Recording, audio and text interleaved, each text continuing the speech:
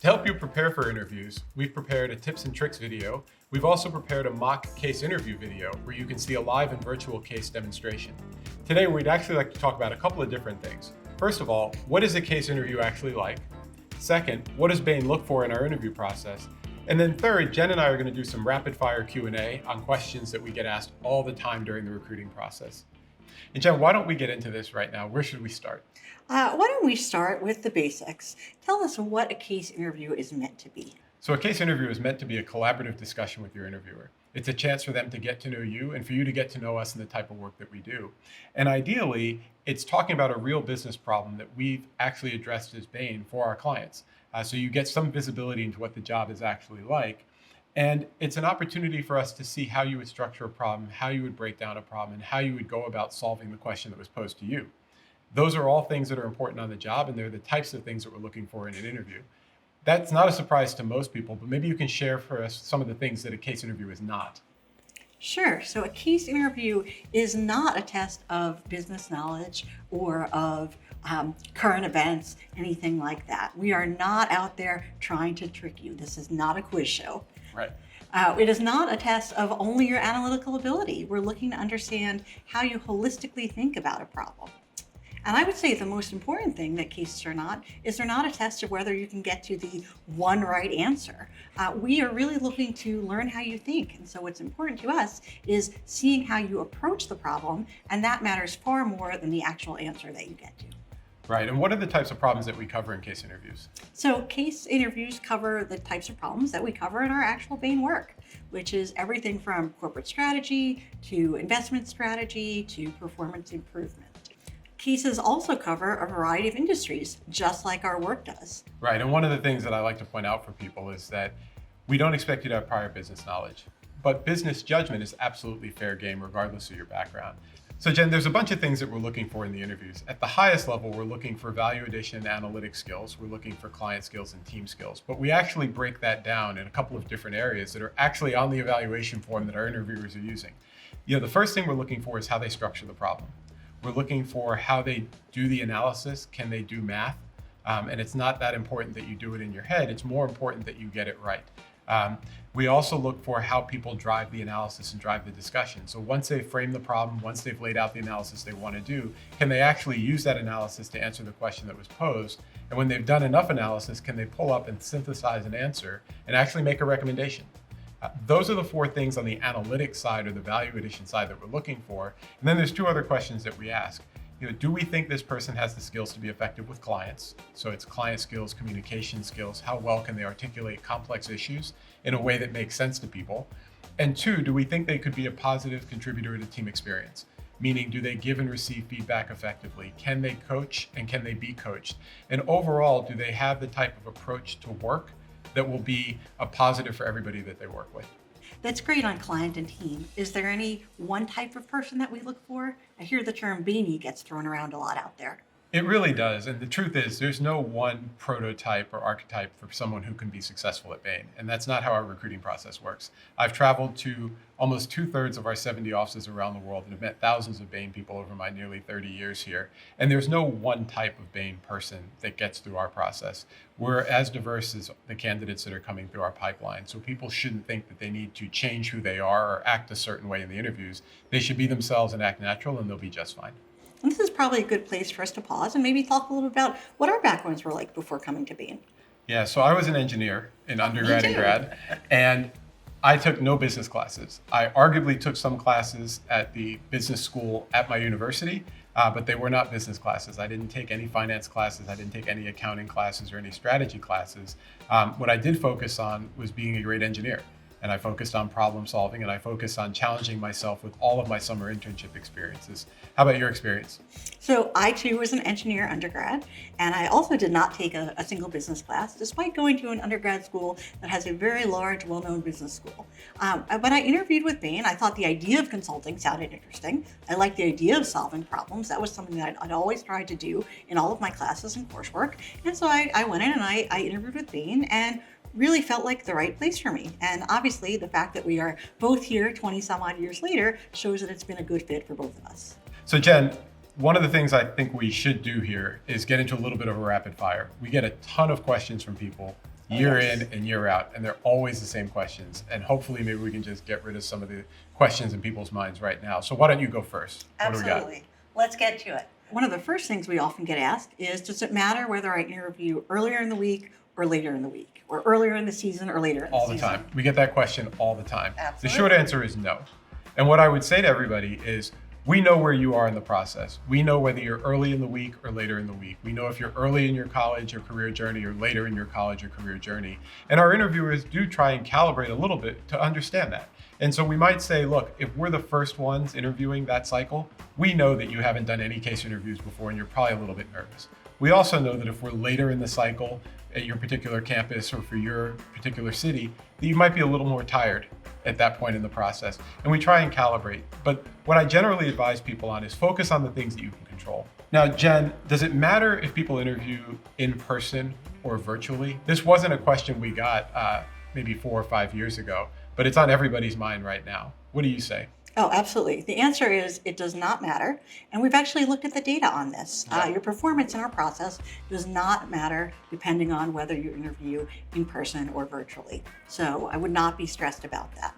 In terms of preparation, the way you prepare should be actually very similar since you're going to be solving the same types of problems.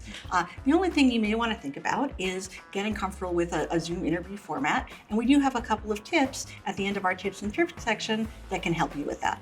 Yeah, I like to put a little post-it with a smiley face next to my camera so that I can just look at the camera the whole time and I'm making eye contact with the interviewer, even though I'm really just looking at a post-it. That's pretty awesome. So, Keith, when should I start case prep? Generally speaking, if you're in school, which means you usually start sometime in the fall, I advise people to do 1 or 2 cases per week. That's all it takes. And if you do that right from when you start, up until interviews, whether they're in the early fall, if you're looking for full-time, and a lot of times for internships, it'll be after the holidays, that's about enough time and enough investment per week. So Jen, I know I said 1 or 2 cases per week, but what does that translate into for people that are on campus in terms of the total number of cases they should be doing to prepare? 1 to 2 cases a week, figure 10 to 12 weeks a semester. We're talking about 20 to 25 prep cases. And my team has actually run the numbers on this. We went out and we collected the data and we looked at almost 1,000 different interviewees and the number of prep cases that they had done versus offer likelihood. And what I can tell you is that there is a point of diminishing returns. So really 20 to 25 cases is about the sweet spot. You want to do enough cases so that you're comfortable with the type of problem solving that we do. And you want to be prepared and feel comfortable and confident when you go into the interview. But in terms of continuing to prep more and more and more, that's actually not going to help you. Right, and when we talk about that, we're talking to the candidates and the career offices that are telling them the more the better. That's actually not Yes. true, and we've done the math and have receipts. Absolutely, absolutely. We have run the numbers, and this is all backed up by fact. Mm-hmm. So, Keith, speaking of math, Yep. Do candidates have to do the math in their head? Can they use a calculator? Yeah, those are good questions. First thing is, I'm terrible at doing math in my head. I always lose a decimal place. I always add or drop zeros. So no, you don't have to do it in your head. That said, it's not the kind of math that you need a calculator for. It's more important that you get it right than you prove that you can do math in your head. Okay, we're not getting quizzed in the executive conference rooms when we're at our clients. You're not going to get quizzed like that in an interview. What we're looking for is comfort with numbers. We're looking to make sure that every candidate that comes through our process is comfortable in a quantitative environment. That's what matters. You shouldn't need to use a calculator, and you don't need to do it in your head. You do need to get it right.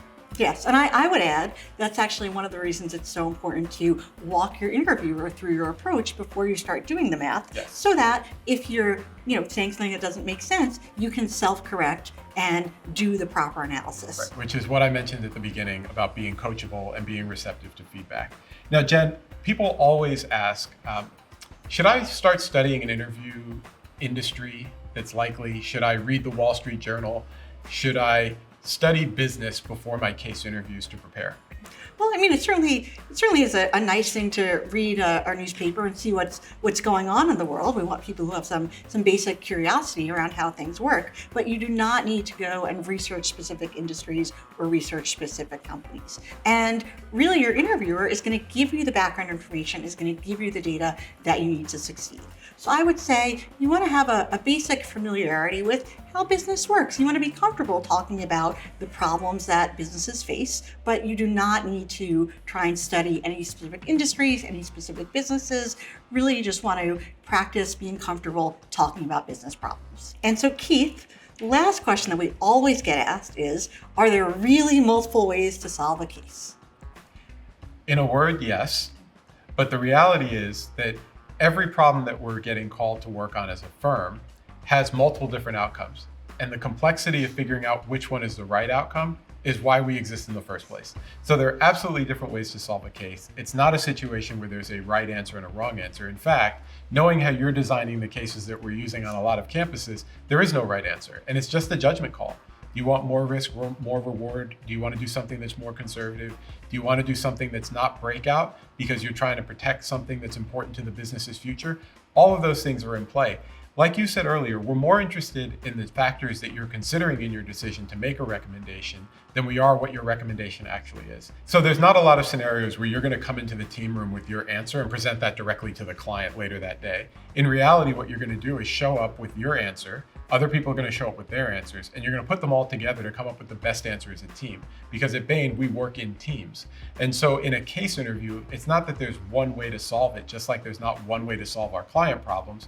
There's a bunch of different ways to solve it. You're going to come in with one way that you would solve it, and we're going to get to a better answer together. It's more important that I see your thinking and how you came to that conclusion than what your conclusion actually is in the context of a case interview. Absolutely. And on our website, you can actually see 2 demo case videos of the same case where the candidates make different recommendations in the end, and both perform excellently and ended up coming to work for us here at Bain. So Jen, as we start to wrap this up, what's the one piece of advice that you hope people take away from this video and other resources that we put online for them? So we're looking to understand how you think and how you solve a problem.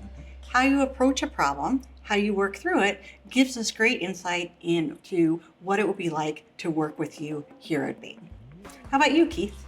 What I would say is have fun with the process. We know that you're going to invest a lot of time doing 20, 30 cases to prepare. We also know that you have classes that you're going to if you're on campus. We know that you have a whole life going on outside of the recruiting process. So if you're going to invest that much time in preparing for interviews, you should have fun with it.